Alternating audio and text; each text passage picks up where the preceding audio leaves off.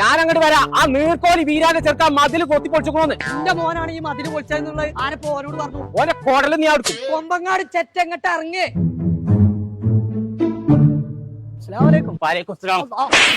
മകനെ വിട്ടുകൊണ്ട് മതിൽ കുത്തി പൊളിച്ചോ പോരാ. കൊമ്പങ്കാട് ചേറ്റയാണ് നീ ചാവുന്നത്. ആ സൈനന്റെ പേരന്റെ മതിൽ ഇതേപോലെ പൊളിഞ്ഞിക്കണല്ലോ. അതിന്റെ മോൻ പൊളിച്ചാ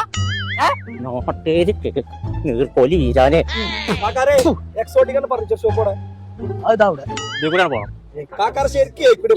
ഫർണിച്ചറിന്റെ കടയെ ചോദിച്ചത്. അവിടെ തന്നെയാണ് ഞാൻ പോകാൻ നിൽക്കുന്നത്. അത് നിനക്കറിയേണ്ട ആവശ്യമില്ല. എനിക്കറിയേണ്ട ആവശ്യമില്ല. ഹലോ, ഈ മതിലൊക്കെ ഫർണിച്ചർ എടുക്കാൻ പോവാ. ഞാൻ പറയും മതിലിന്റെ പ്രശ്നത്തൊക്കെ പോവും.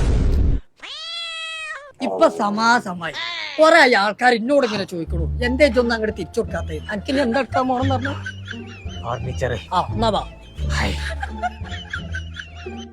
കാടാ ഇങ്ങോട്ട് പോരെ.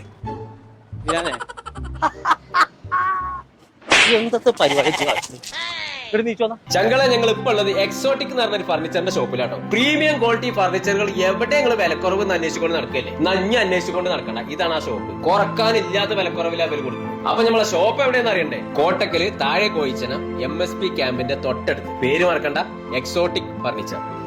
സാധനങ്ങളൊക്കെ നിങ്ങൾ പരിഗണിച്ചോലല്ലേ? അതൊക്കെ നമ്മൾ വീട്ടിൽ എത്തിക്കും. ആയിക്കോട്ടെ.